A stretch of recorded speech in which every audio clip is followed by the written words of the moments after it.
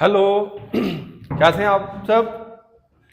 मेरा बेटा class 11th last हमने पढ़ा क्या, नीड फॉर मेजरमेंट, यूनिट की definition, fundamental units, derived units. Next है मेरा बेटा आज next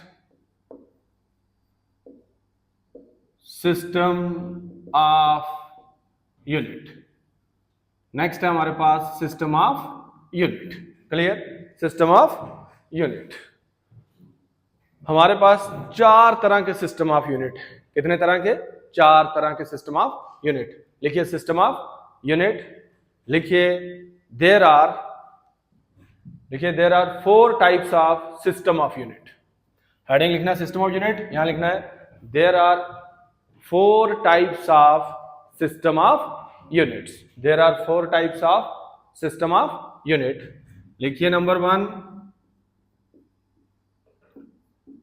the FPS unit, number 2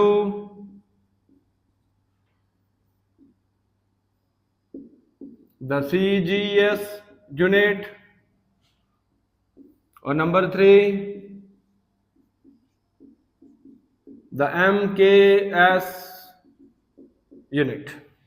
ठीक है, the FPS unit, number 2 the CGS unit, और नंबर 3 MKS यूनिट, और number 4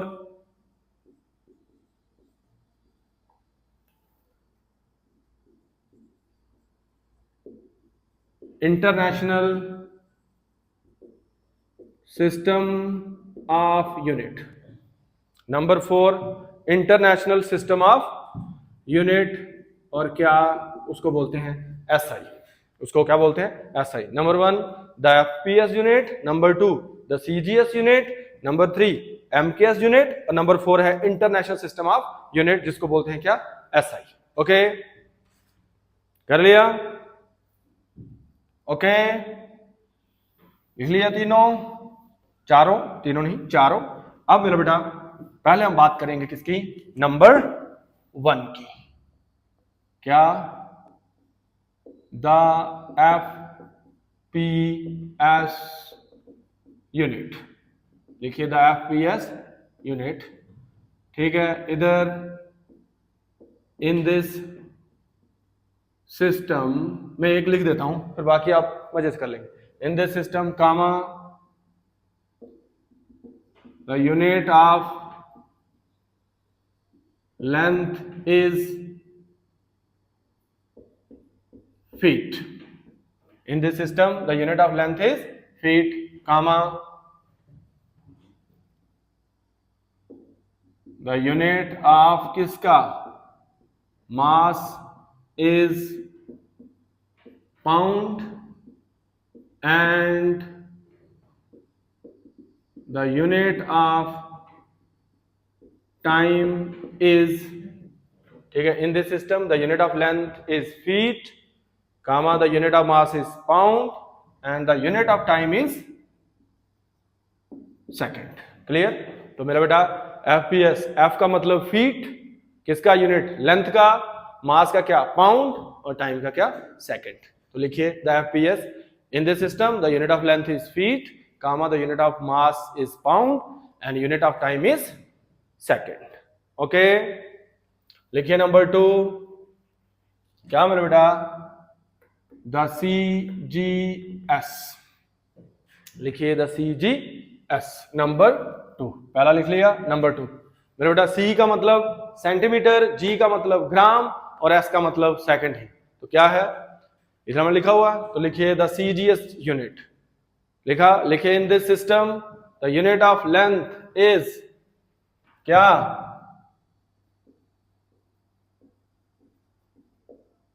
centimetre, comma the unit of mass is gram, and the unit of time is second। तो ये कौन सा part हो गया आपका? दूसरा, the CGS unit। ओके, लिखिए नंबर 3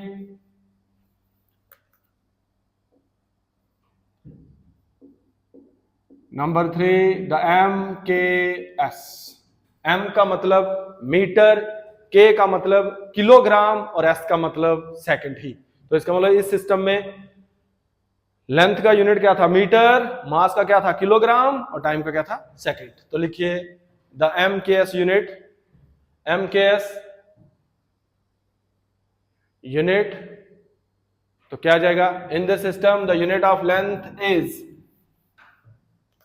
क्या मेरा बेटा metre, comma the unit of mass is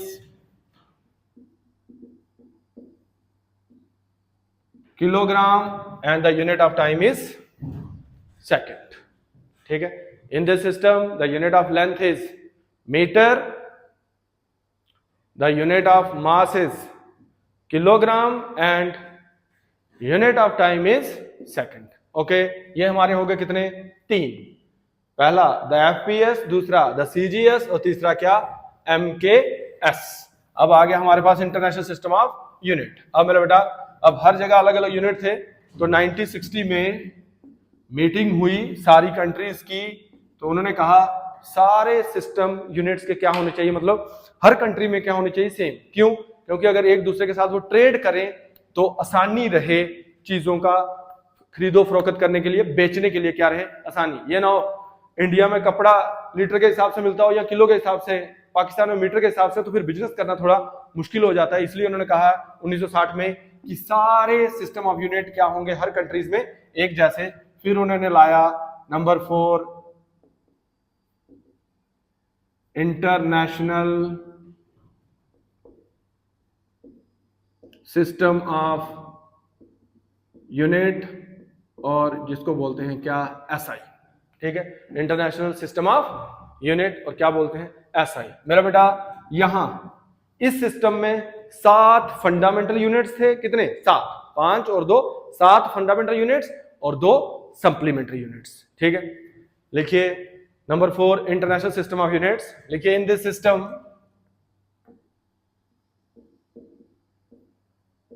in this system there are 7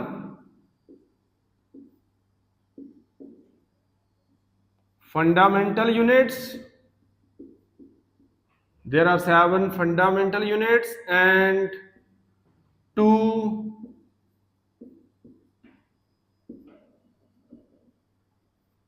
there are 7 fundamental units and 2 supplementary units।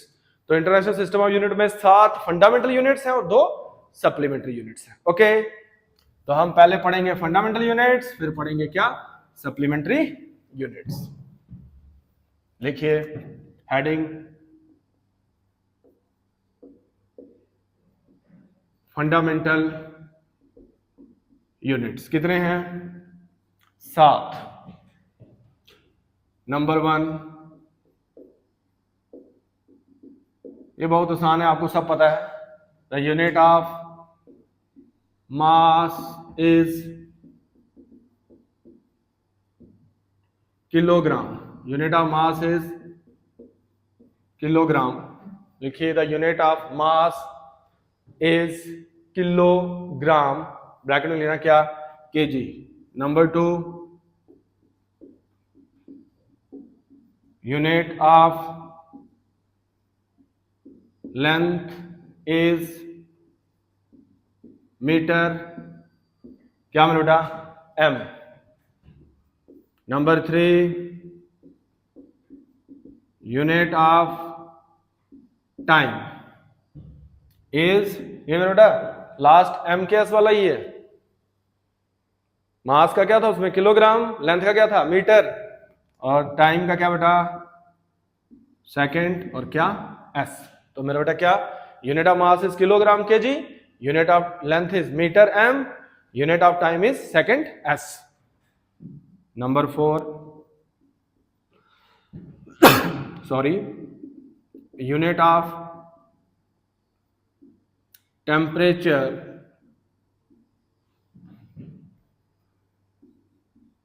Is kelvin, bracket में क्या आएगा के। कितने हो गए मेरा बेटा 4 हैं, कितने 7। ठीक है, लिख लीजिए 4 आप पॉज करके भी लिख सकते हैं। सॉरी, बोल बोल के पता है आपको, सुबह से बोलना स्टार्ट करते हैं तो दिन भर क्लासेस। चलिए कितने हो गए? 4। Number 5, the unit of electric current is ampere और क्या? A. The unit of electric current is ampere और किसके साथ डिनोट करते हैं? ए के साथ। Number 6, the unit of luminous intensity is candela, CNDEL, candela denote करते हैं किसके साथ? CD के साथ। ल्यूमिनस कौन से होते हैं बेटा? एक होता है ल्यूमिनस, एक होता है नॉन ल्यूमिनस। ल्यूमिनस होते हैं क्या? चमकदार, जिनकी क्या हो? खुद की लाइट। नॉन ल्यूमिनस कौन से होते हैं? जिनकी खुद की लाइट ना हो। तो मुझे बताइए जो मून है वो ल्यूमिनस है कि नॉन ल्यूमिनस है? मून एक नेचुरल सैटेलाइट भी है, बताइए ल्यूमिनस है कि नॉन ल्यूमिनस है?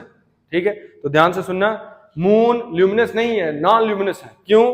क्योंकि उसकी खुद की लाइट नहीं है, वो किससे लेता है? सन से। अब आप बोलोगे सर रात को तो चमकता है।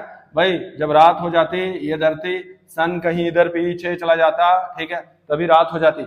लेकिन ये मून उससे लाइट लेता, तभी चंदा मामा आपके रात को लाइट छोड़ते हैं। इनके पास खुद की लाइट नहीं है, किससे लेते हैं? मून से। ये नॉन ल्यूमिनस है, ठीक है। नंबर 7 चेक कर लेना, ठीक है। Number 7,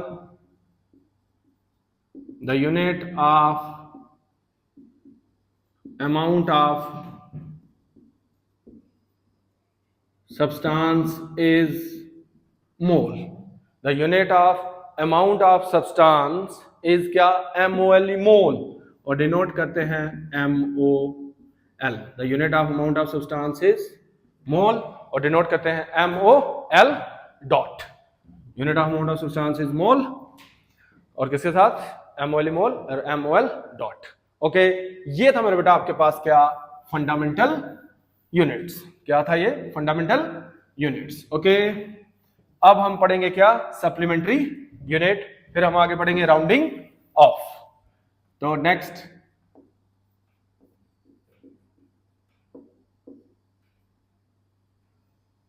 supplementary units. Clear?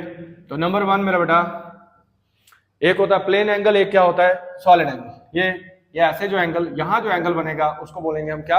Plane angle. तो यूनिट ऑफ प्लेन एंगल क्या होता है और यूनिट ऑफ सॉलिड एंगल क्या होता है? ये जो प्लेन में यहां थीटा बना, इसको बोलते हैं क्या? Plane angle. ठीक है, तो यहां जो है पहला, द यूनिट ऑफ किसका? Plane angle is radian, RADIAN, और डिनोट करते किसके साथ? RAD। फिर मेरा बेटा नंबर 2, सॉलिड एंगल क्या होता है मैं अभी बता दूंगा, कभी जिंदगी में नहीं भूलोगे, बस उसका यूनिट बताने दो पहले। The unit of solid angle is STERADIAN, स्टर्डियन। ठीक है, STERADIAN, स्टर्डियन, और किसके साथ डिनोट करते हैं? SR के साथ। ओके मेरा बेटा, प्लेन एंगल मैंने बता दिया, तो यूनिट ऑफ प्लेन एंगल ये होता है, यूनिट ऑफ सॉलिड एंगल ये होता है। सॉलिड एंगल एक्चुअल में क्या होता है मेरे बच्चा? ध्यान से सुनो, ठीक है, ये लिख लिया, बस बताना मुझे सॉलिड एंगल। तो ध्यान से सुनो बेटा, आइसक्रीम का कोन खाया? आइसक्रीम का आपने कोन खाया कभी? आइसक्रीम वाला कोन, कोन, ठीक है, ये ऐसे होता है ना कोन, ये और इधर आइसक्रीम। क्लियर मेरा बेटा? जब कोन खत्म हो जाता है, यहां चॉकलेट बचता, लास्ट में हॉट चॉकलेट बढ़ता है ऐसे सख्त। मेरे बेटा इसी को, इसी एंगल को, यहां जो एंगल बनेगा theta, that angle is called solid angle. कभी जिंदगी में नहीं भूलोगे, जब भी कोन खाओगे आपको याद आ जाएगा, भरत सर ने बताया था, भरत सर ने बताया था क्या? Solid angle. ठीक है, जहां जो एंगल बनता है ऐसे इस शेप का आर्क हो, तो यहां जो एंगल बनेगा दैट एंगल इज कॉल्ड क्या? Solid angle. मेरा बेटा next topic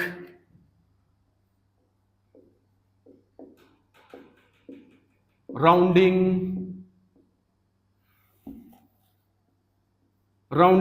of. Rounding off होता ना, हमें कोई डिजिट दिया होता है, हम उसके कुछ डिजिट को ड्रॉप कर देते हैं और एक नई फिगर लिखते हैं, उसको बोलते हैं क्या, राउंडिंग ऑफ। लेकिन इसके लिए कुछ रूल यूज होते हैं और हमारे पास है 5 रूल। कितने हैं? 5 रूल। लिखिए राउंडिंग ऑफ। लिखिए while rounding off the digits, while rounding off the digits, comma, we use the following rules. While rounding off the digits, comma, we use the following rules. Okay? लिखिए rule number 1। अब मेरे बेटा कुछ भी लिखने से पहले 2 वर्ड के मतलब बता रहा हूं, प्रोसीडिंग और फॉलोड। ठीक है, अगर जैसे लिखा हुआ ए, प्रोसीडिंग मतलब ए के पीछे और फॉलोड मतलब ए के आगे। क्लियर? माना हो किसी डिजिट का प्रोसीडिंग, जैसे 5 देखो ऐसे लिखा हो 6 8 2, बोले 8 के पीछे वाला प्रोसीडिंग डिजिट कौन सा है? 8 के प्रोसीडिंग डिजिट कौन सा है? वो कौन सा बेटा? प्रोसीडिंग का मतलब 8 के पीछे वाला, तो कौन सा? 6। और 8 के फॉलोड कौन है? 2। ये मतलब है प्रोसीडिंग और फॉलोड का, प्रोसीडिंग और फॉलोड का। Clear? Number 1 point, number 1 rule, जब भी हमें डिजिट को राउंडिंग ऑफ करना है तो जिस डिजिट को ड्रॉप कर रहे हैं देखना है कि वो 5 से बड़ा है या छोटा। क्या? पहला रूल, पहले 2 रूल यही हैं, उसमें देखना है कि डिजिट 5 से छोटा है या बड़ा है। अगर छोटा होगा, अगर वो डिजिट 5 से क्या होगा? छोटा, जो उसके पिछले वाला प्रोसीडिंग डिजिट होगा उसमें कोई चेंज नहीं आएगी।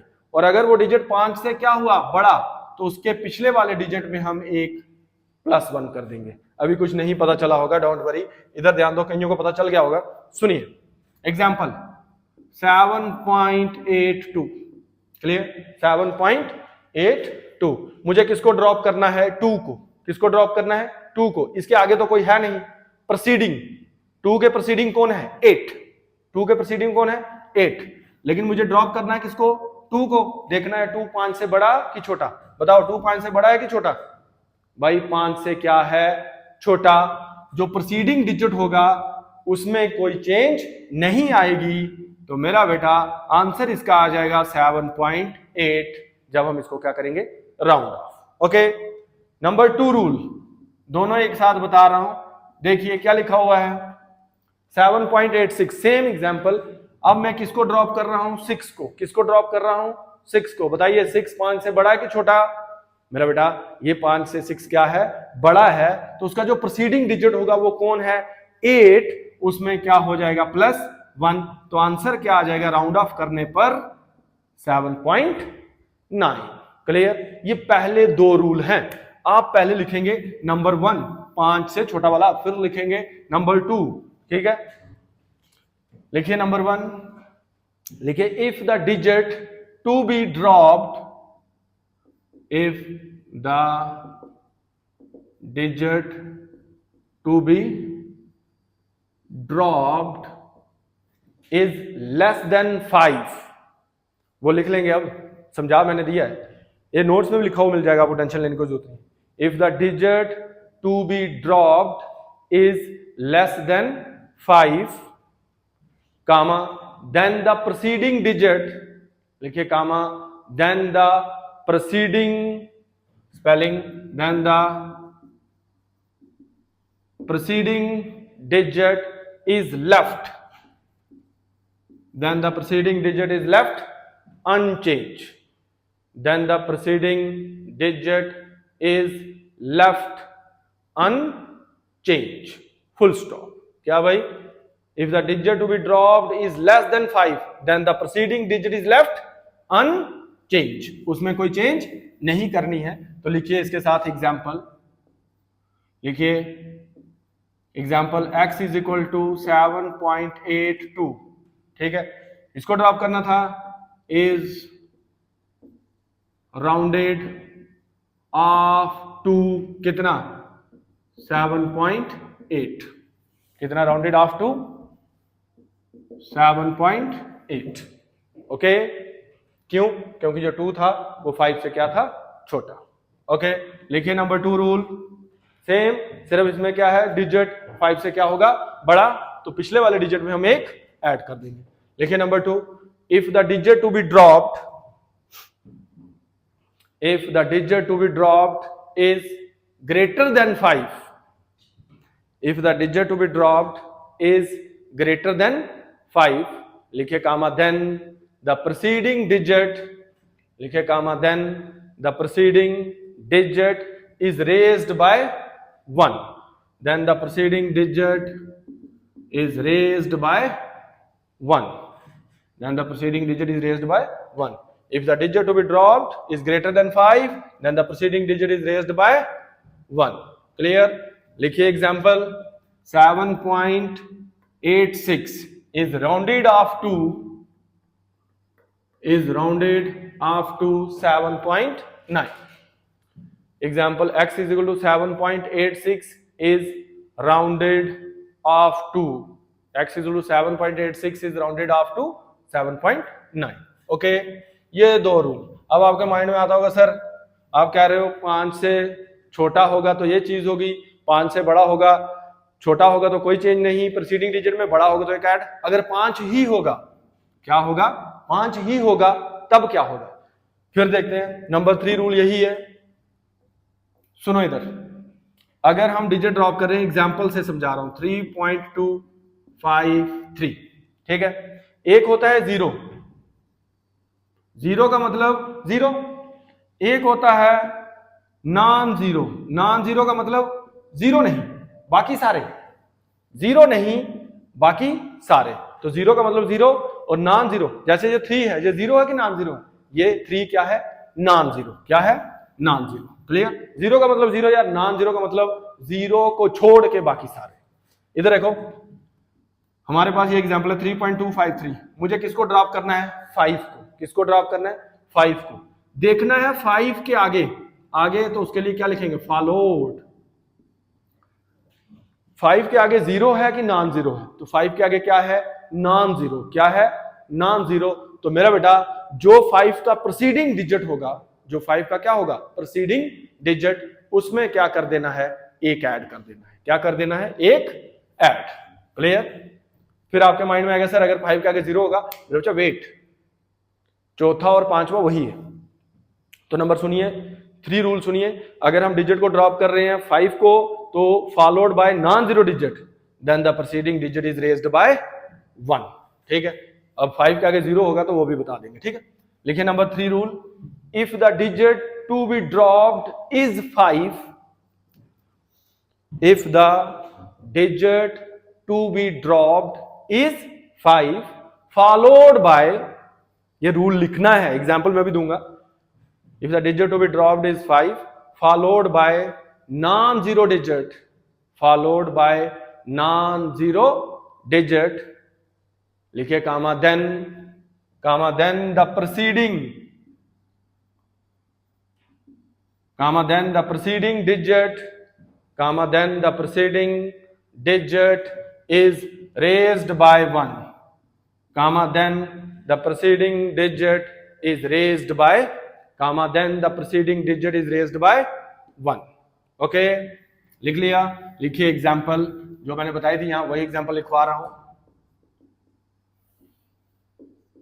Example x is equal to 3.250, इसको 3.253, 5 को ड्रॉप करना, non zero digit is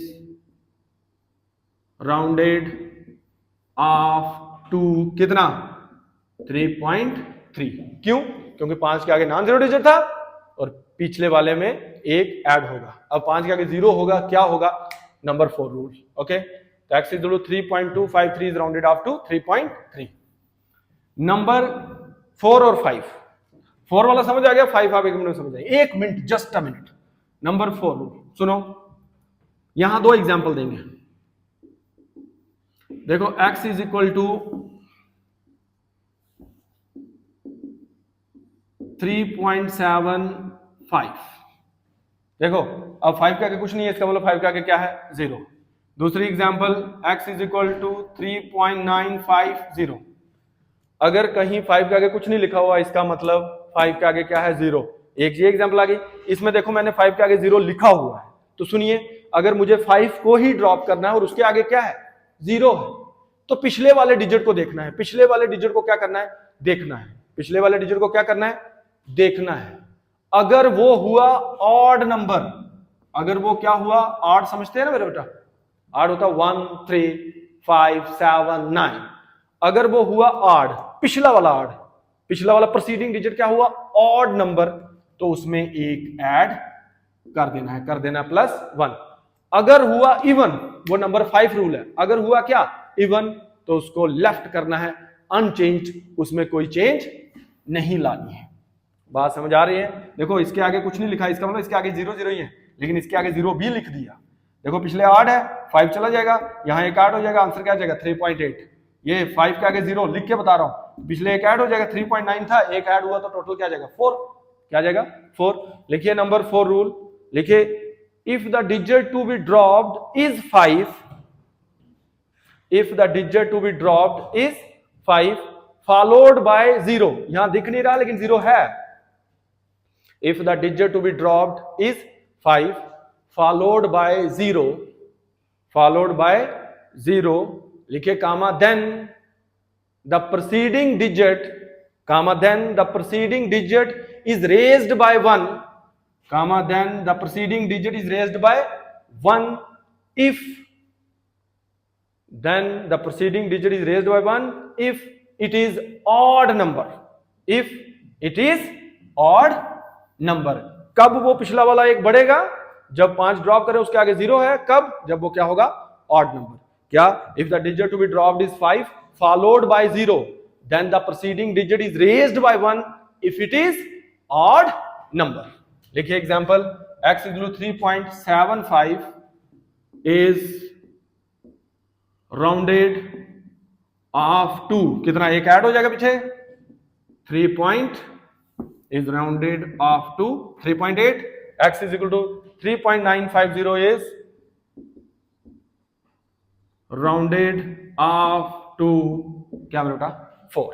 okay, number 5 rule मेरा बेटा सेम यही 5 के आगे पिछला वाला देखना है। अगर पिछला वाला क्या है, इवन नंबर, क्या है, इवन नंबर, तो उसमें कोई चेंज नहीं आएगी। अगर उसके अंदर कोई चेंज नहीं आएगी।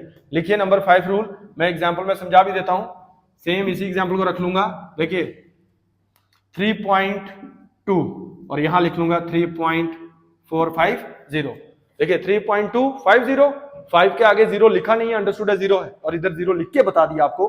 तो देखिए x वैल्यू क्या 3.25 इज राउंडेड ऑफ 2, पीछे क्या है, इवन नंबर, तो कोई चेंज नहीं होगा प्रीसीडिंग वाले में, तो आंसर आएगा 3.2। और इधर देखो 5 के आगे 0 है, पीछे क्या है, इवन नंबर, तो कोई चेंज नहीं आएगा, राउंडेड ऑफ टू 3.4। लिखिए रूल नंबर 5। एक बार समझ नहीं आता वीडियो रिवाइड करके देखिए, क्योंकि ये आपके दिमाग पर डिपेंड करता है, बाकी है ऐसे ही, मैं वैसे ही बता रहा हूं।